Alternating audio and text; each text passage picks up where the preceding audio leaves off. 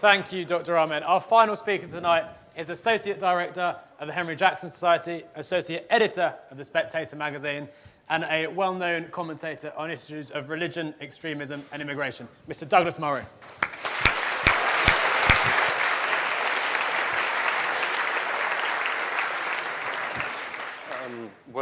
Thank you. Thank you very much for that. Well, I was going to say it's a pleasure to be back in Cambridge. It isn't entirely.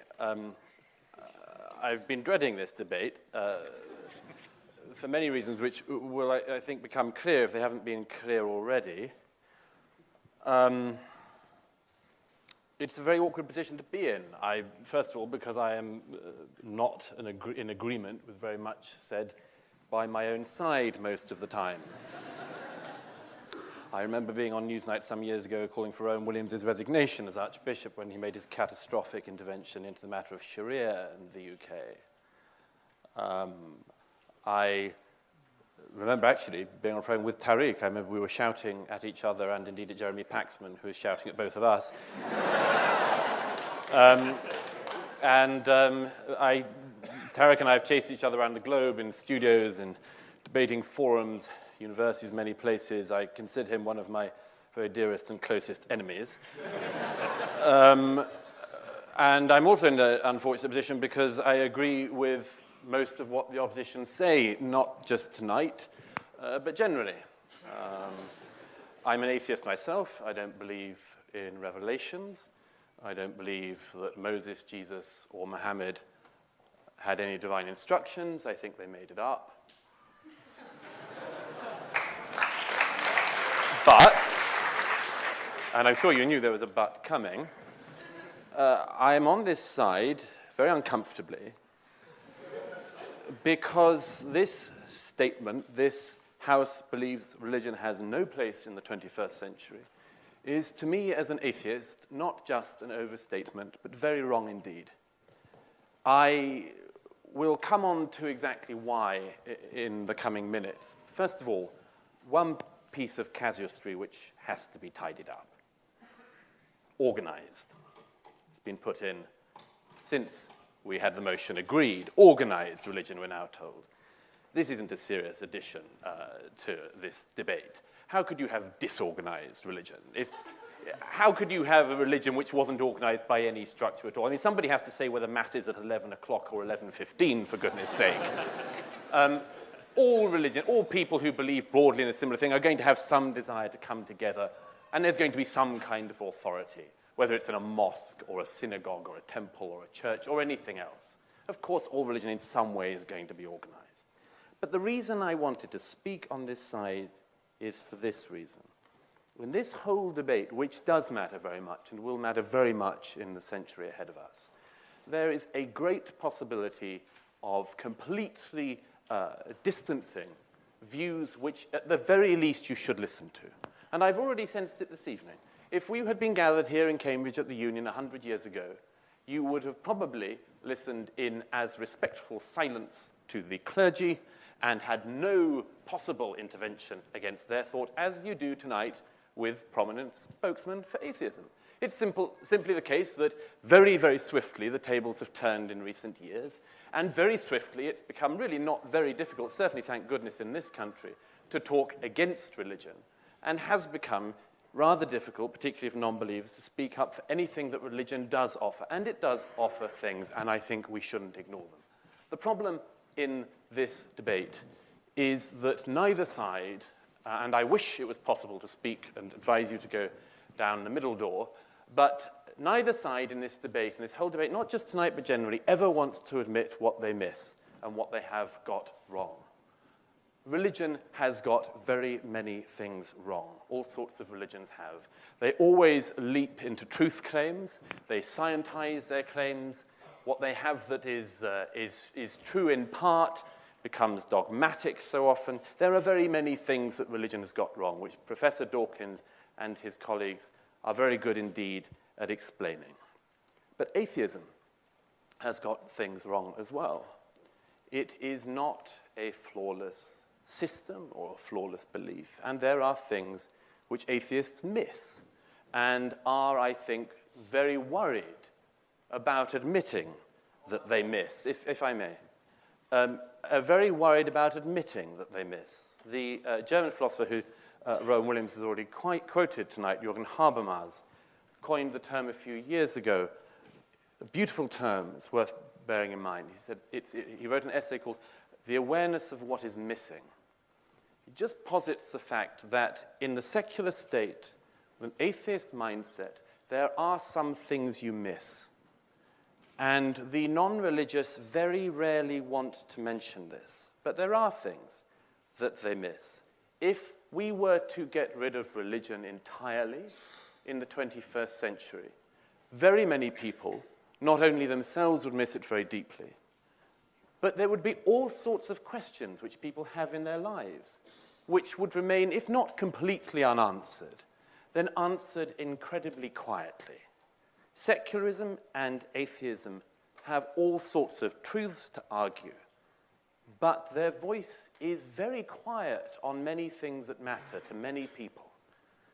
The voice of atheism is at least quiet in the face of death, in the face of human tragedy, of suffering. It has very little to say to people who seek, for instance, some kind of reconciliation or forgiveness or repentance, all sorts of things which religious traditions have addressed. You may think that the religious tradition is wrong in its origin, but they do address these questions. They have tried to. They have tried to build a philosophy on this. And at the very least, if you were to throw out at this very moment all religion in the 21st century having no place, many people would be deprived of these things. Andrew Copson, in his, I thought, somewhat presumptuous speech, if I may say so, portrayed a future in which, if we just dropped religion, we would be running into the sunlit uplands, where everything would be terrific, we would be reasonable creatures in a reasonable universe with reasonable desires, reasonably answered. Are you sure about that? Are you absolutely sure that if you tell a generation, 2 generations, 3 generations, religion has, and let's remember, no place in the 21st century. Are you sure that we arrive at those sunlit uplands? Or is it possible that if you tell people enough that they live a meaningless life in a meaningless universe, in a meaningless existence, that you may just get something like a perpetual version of The Only Way is Essex?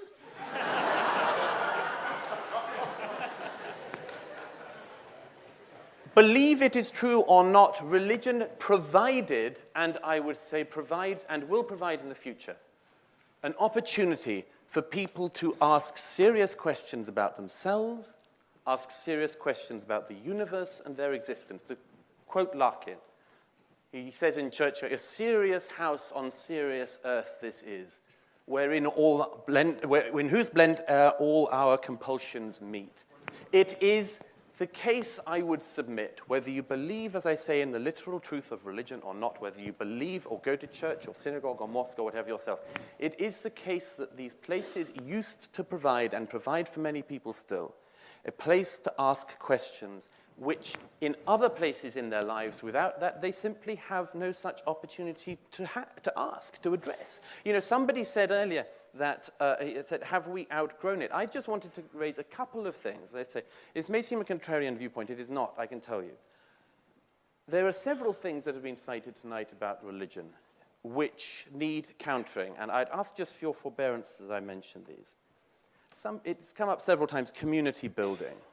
Alain de Botton wrote a really very bad book recently called Religion for Atheists. But there were several very good points in it. And one which I'm not sure is able to be refuted is this, that among other things, the church provided people who had nothing in common other than the place that they found themselves in, that they found themselves sitting in a pew beside somebody, with a form of common humanity which is missing in the modern age. Andrew said, well, we've got Facebook and we've got social networking. Many of these things are very good. There's all sorts of good that can come from them. It also means you are very able to agree and to meet all the time people who agree with your point of view. You can found Facebook groups with people who agree with you already. You can found social networking groups with people very like you. I'm sure after you leave Cambridge, You will be able to have old alumni Facebook groups which put you in touch with other people very like you.